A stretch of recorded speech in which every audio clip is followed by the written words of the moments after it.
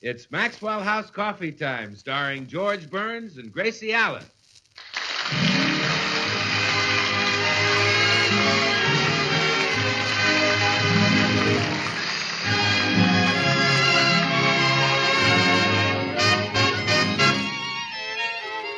With yours truly, Bill Goodwin, and the music of Meredith Wilson and his orchestra. For deep down laughs and listening enjoyment, it's George and Gracie. And for deep down coffee drinking enjoyment, it's Maxwell House, with extra flavor in the blend because of choice Latin American coffees skillfully combined. Extra flavor in the cup because Radiant Roast develops the full flavor of every coffee bean. And the result is that today more people buy Maxwell House than any other brand of coffee in the world.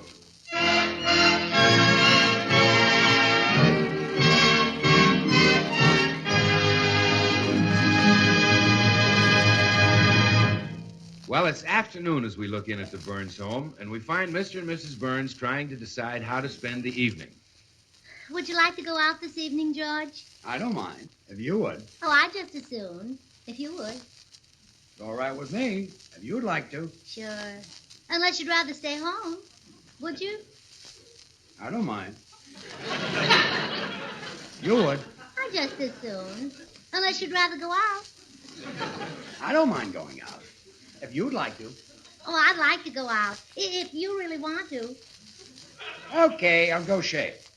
Unless you'd rather stay home. Oh, no. Unless you would. Oh, not me, no. You want to go out. All right. Would you like to see a movie? I don't mind. You would. I would. Okay, I'll go shave. Swell. Good. Unless you'd rather stay home. Oh, no. Unless you would. Oh, no. I'll go get dressed. If you're sure you'd like to go out. I don't mind. You would. George. Yes? The heck with Yeah, the heck with it. Let's just stay home. Sure. Okay. Swell. Good. Unless you'd rather go out. I don't mind. If you would. Yeah, just as soon. If you would. Well, it's all right with me. I'll go shave. And I'll go get dressed. Good. Fine. Unless you'd rather Oh, stay listen, home. we've had... Would you like to go out or would you like to stay home? Make a definite statement. All right. All right, what? What is it? Either way suits me. Okay, I'll make the decision. We'll stay home. No, we won't. We'll go out. Gracie. There's the telephone. Are you expecting a call? No. Are you? No. Would you like to answer it? I don't mind. Unless you would. I'd just as soon. Unless you would. Okay, I'll answer it. Unless you want to. No, I don't mind. Unless you'd rather. Oh, Gracie, stop being silly. Answer the phone. Don't order me around. You answer it. Since when do you tell me what to do? You answer it. I won't touch it. Neither will I.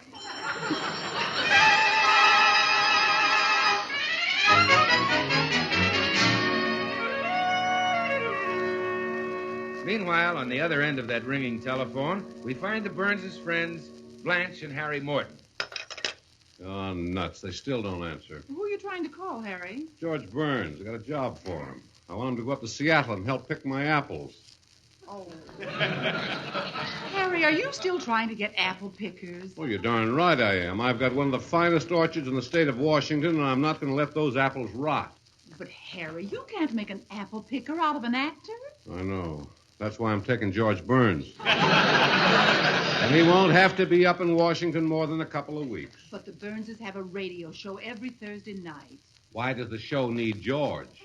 Well, why, George is the one who does all the... Well, he tells the... Well, don't stand there. Call him back. They won't be home yet. I got a better idea. Here comes the postman. I'll just write a note and have him deliver it to the Burns house. Okay, Harry.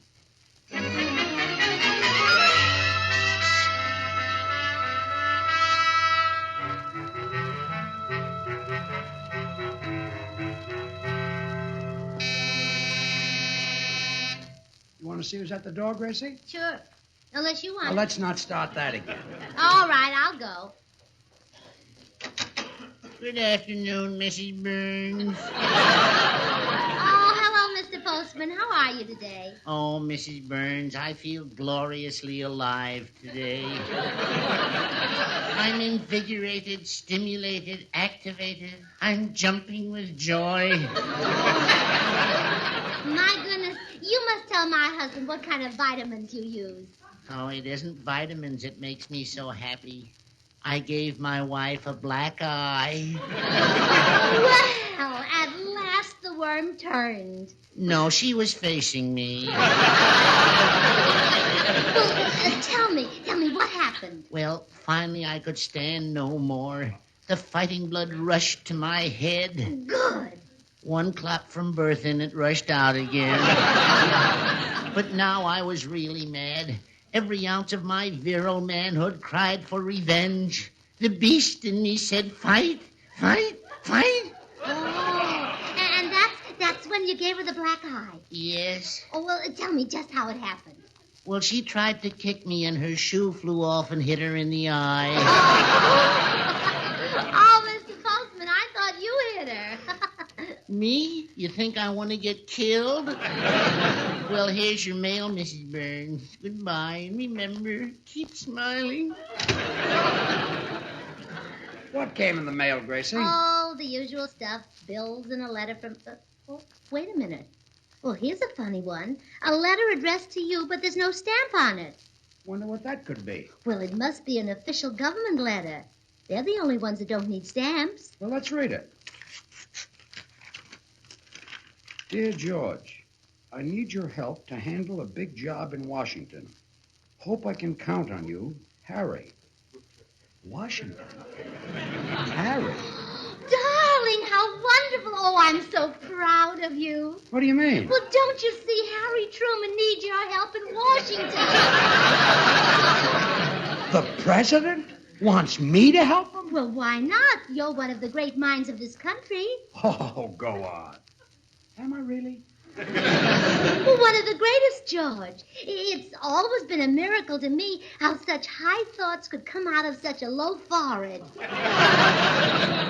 Well, true, I've got a lot of brains. Oh, you bet you have. If you weren't a brilliant man, the Maxwell House people wouldn't have you on the air advertising their coffee. Say, come to think of it, the president has been calling on advertising men to help him. Chester Bowles came from an advertising agency. So did William Benton. Well, certainly. And look who he took from Batten, Barton, Durston, and Osborne. Who? Well, out of that crowd, he must have gotten somebody. But I still can't imagine the president calling on me to help. There are a lot of men in radio smarter than I am. You name a couple. Well, there aren't that many. And look at the uncanny grasp you have of international affairs. Well, I'll never forget what you said last summer just after my mother had gone back home. What did I say? Well, you said, now we'll have peace. And the very next day, Japan surrendered. Yeah, I had a hunch. But, gee, it's still hard to believe that President Truman wants me to help him run the country. Well, come in. Hello, Burnses. Hiya, Bill. Oh, Bill, you're the first to hear the news. What news, Gracie? Well, guess who wants George to help the Democrats run the country? The Republicans? Laugh a minute, this boy. Willie the Wit, they call him. Well, Bill, this is no joke. The president has sent for George to come to Washington. What? It's true. He probably listened to George on the radio and figured the government should have him in Washington. Well, don't let him take you without extradition papers, George. Now, Bill. We'll fight this every inch of the way. Hey, Bill. Since when is it a federal offense to smell up the air?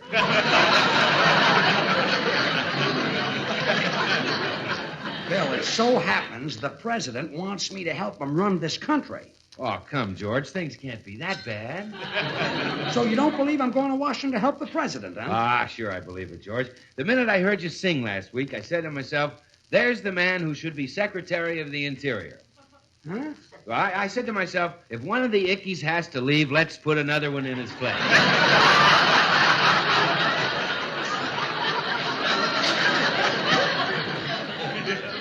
Goodbye, comic. So long, brain truster. You see, Bill didn't believe it. Maybe there's some mistake about this thing, Gracie. Oh, mistake nothing. Why, the president couldn't possibly find anyone better qualified. I'll get it. Hello? Hello, this is Harry. I've been trying to reach you all day. You have? Yeah, did George get my note? Oh, yes. Yes, he did, Your Highness. What? He got the note, Your Excellency. Look, what's the idea of calling me all that stuff? Well, what should I call you? Well, just call me Harry. I'm democratic. Well, naturally, or you wouldn't be where you are. Now, look, you don't have to soft soap me just because I'm offering George a job. It happens to be the sort of thing a guy with his brains can handle. Will he take it? Well, of course he will. And you'll find that he's the hardest worker in the whole United States. Oh, yeah? Well, I'm from Missouri.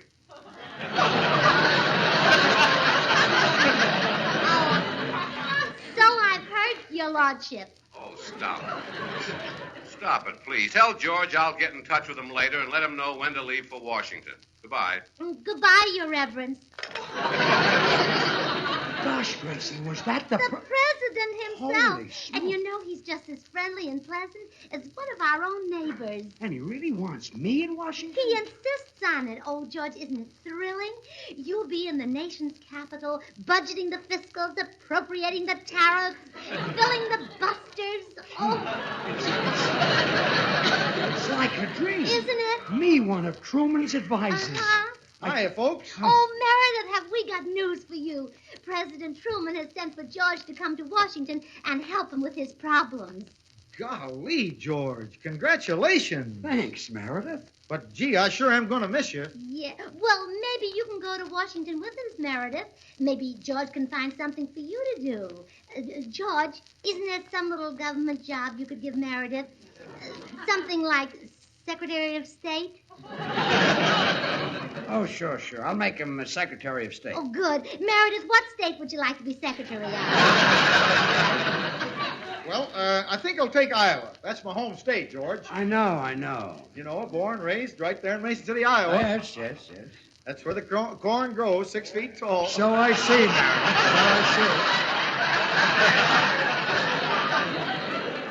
Meredith. Now, look, you two, there'll be no appointments. My only job is to help the president. Well, Mr. Truman's got a big problem, all right. Well, every president has a problem. Yeah, but his is tremendous. He's fingering his bass wrong when he plays the piano. Meredith, don't you think it's possible that the president might have a couple of other problems? No, I don't think so. His metalwork and right hand are fine. Yes. He plays the piano much better than Hoover did. Yeah. Say, you know who'd make a good president? Carmen Cavallero. He has a flawless left hand. Look, Meredith, you better run along now. I have a lot to do before I leave for Washington. Yeah, that's true. He has, Meredith. George will have to buy a lot of new things. The person can't appear at the White House in his old clothes. That's right. I'll buy some new suits, new hats, new shoes, a new coat. What else? Oh, that's plenty for me. Get a couple of neckties for yourself, please.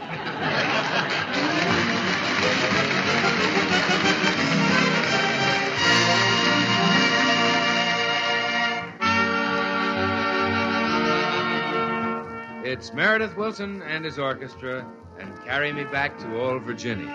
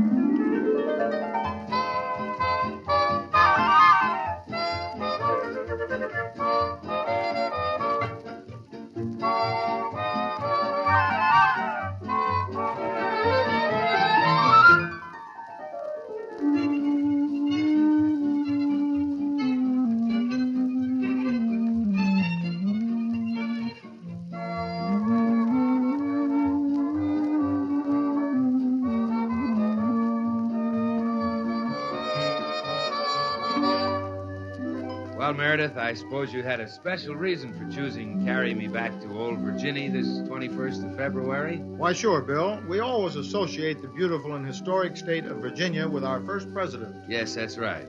Say, Meredith, do you know that even in those early days, coffee was beginning to play a real part in the hospitality of our American scene?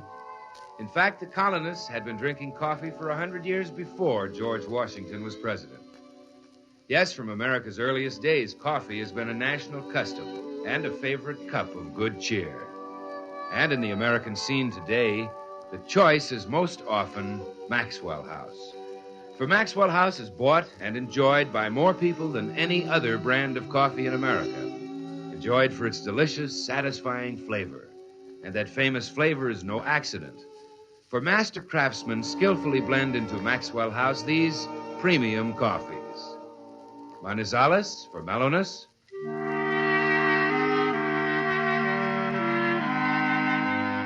Medellins for richness. Other choice Latin American coffees for vigor.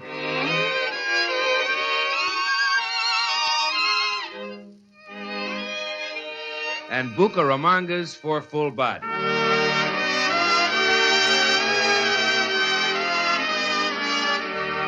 The result is coffee so richly mellow, so vigorously full-bodied, that this nation of coffee lovers agrees it's good to the last drop.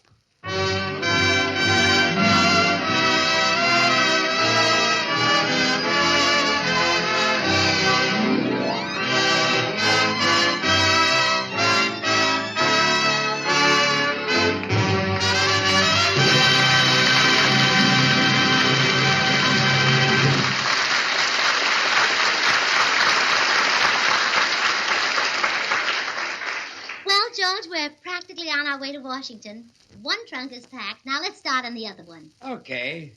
Way down in Missouri where I heard this melody. Oh, that's beautiful, darling. Harry will love it.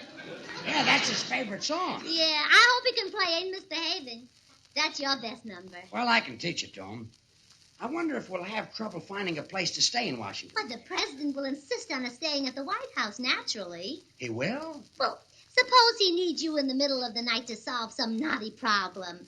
He just knocks on your door and he says, George, how do you feel about merging the OPA and the NLRB so that the CIO and the AFL can deal directly with the AMGOT and the UNRRA?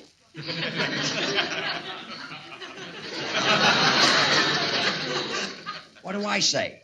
Either okay or PU. Oh, sure.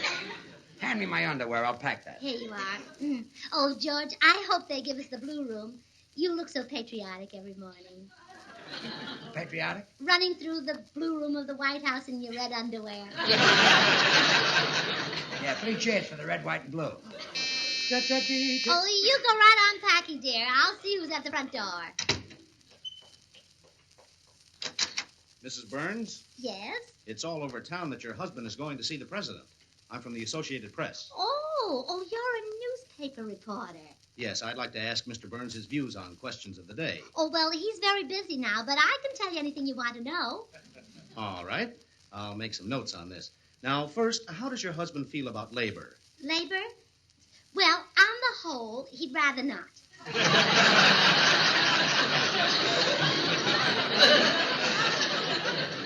You don't understand. I mean, does he approve of strikes? Well, some strikes he does and some strikes he doesn't. You can quote him as saying that of all the strikes he's heard about, the sit-down strike is the most comfortable.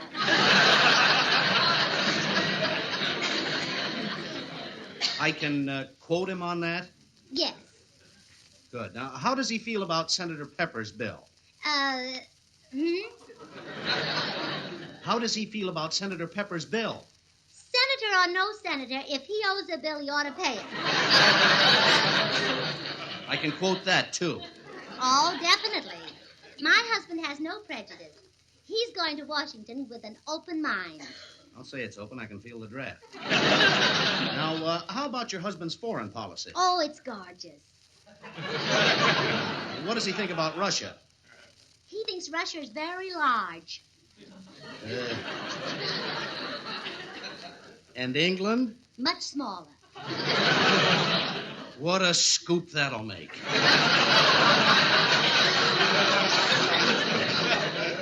How does he feel about the Far East?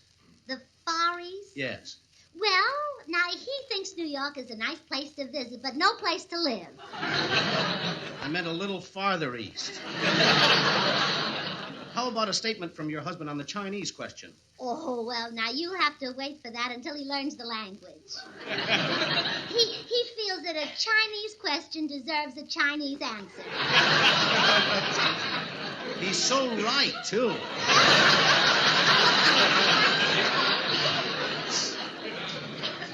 Tell me, what are his views on the Indonesian situation? Oh, now, that's the question I've been waiting for. What was it again? The Indonesian situation, Java. Isn't he worried about Java? Oh, goodness, no. We get all we want from the Maxwell House people. Mrs. Burns, I was talking about an island in the Dutch East Indies. Oh, well, why didn't you say so? Now I see what you're driving at. Good. Now, what's your husband's attitude towards Sumatra? He likes them, but he prefers Crosby. That did it. The interview is over. This will be in all the morning papers. Wonderful. Any other questions about my husband? Yes, just 3. When did he get out? Who let him out? And when does he go back in?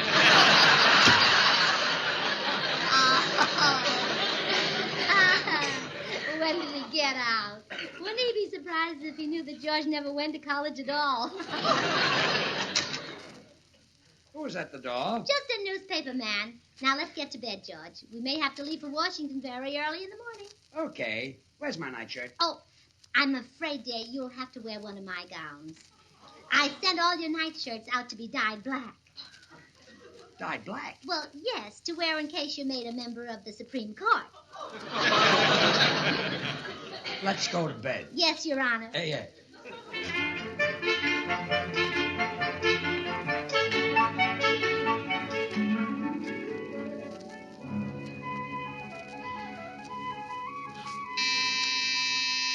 Come in. Oh, good morning, Bill. Well, good morning, Gracie. Say, George, let me be the first to apologize. When you said you were going to Washington, I thought you were talking through your hat, but it's in all the morning papers. Really? Yeah, get a load of this headline. George Burns to Washington to help run country. Wow. Millions of Americans flee to Mexico. Oh, it says that, yeah. Well, George, I was just kidding about that one, but gosh, this is big stuff. It says you may stay in the White House. It does? Yeah. It says brilliant wit of radio may stay in White House while her husband advises Truman. I say. Gee, you two will really be in a social swim there in Washington. Parties at all the foreign legations. Oh, yes. I can just see us now at the Russian embassy, eating caviar and sipping Molotov cocktails. Gracie, a Molotov cocktail is an explosive. Really? Oh, well, don't you drink more than one. Yeah, I'll watch myself. Yeah. Yeah. And, of course, there'll be big dinner parties at the British embassy. My goodness, I don't know how to act around royalty. Well, Gracie, I just happened to read a very interesting book about English royalty. Oh? It's called Forever Amber.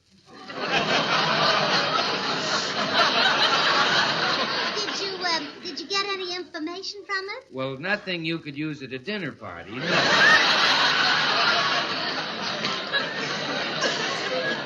Don't forget, we'll have to do some entertaining ourselves, Gracie. Oh, yeah, that's right. How you talk to diplomats and senators and people like that? Oh, it's easy, Gracie. For example, a senator must always be called Right Honorable. Even if he isn't? Oh, sure. Now, let's say an important senator drops in, the head of one of those congressional blocks. Well, what do you say? Well, I'd say, sit down, Right Honorable Blockhead.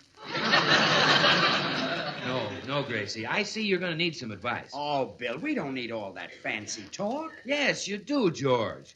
Suppose a man like Lord Beaverbrook comes to this country for a conference and he drops in. What would you say to him? I'd be democratic.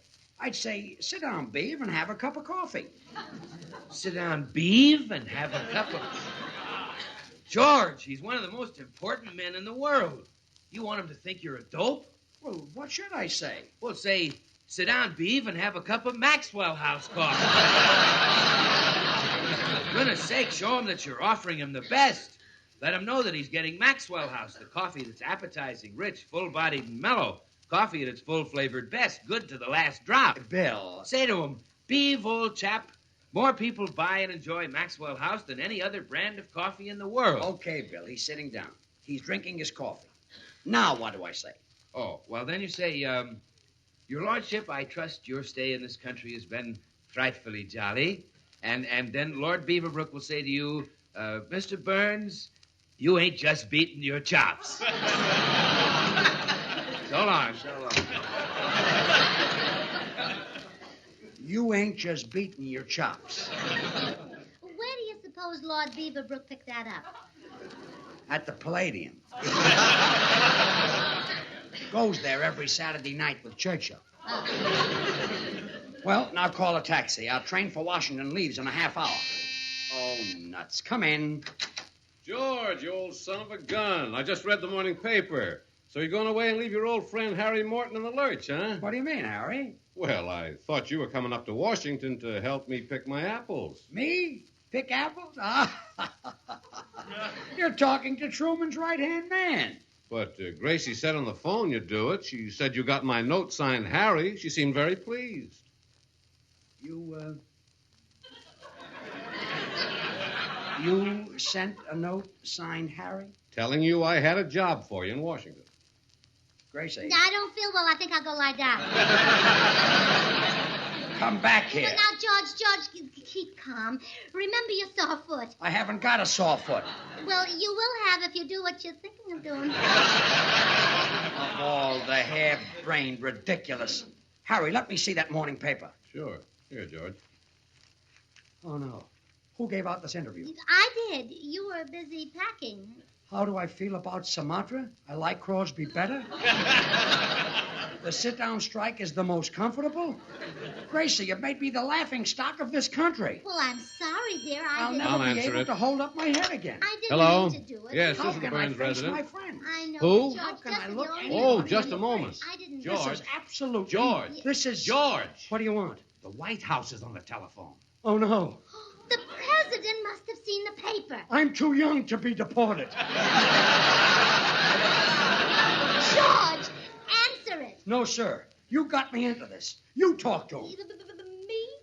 Answer it. Oh, yes, dear. Hello. Hello, Your Majesty. I mean, Your Democratship. Oh, you read it. Yes, sir. Yes, sir. Yeah, I'll tell him. Goodbye, Your Presidency. Don't tell me. Don't tell me what he said. Well, I think I better. He wants you to come to Washington. He does? Yes, he said compared to some of the things he's heard, your ideas make a lot of sense.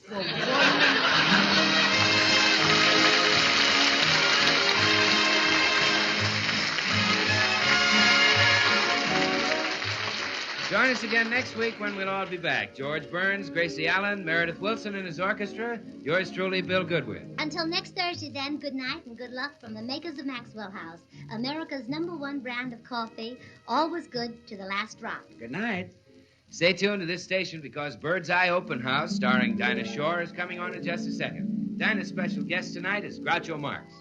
Oh, goody, goody Jello pudding tonight. It tastes like Grandma's, only more so. You ain't kidding, that's right. And just as Jello's 6 delicious locked-in flavors can't be beaten. So the proof of Jello pudding's in the eating. The Jello twins are hard to find, but keep on looking in your store. When sugar shortages are over, there'll be more. Just a taste of Jello pudding or a Jello and you know it's the one and only Jello.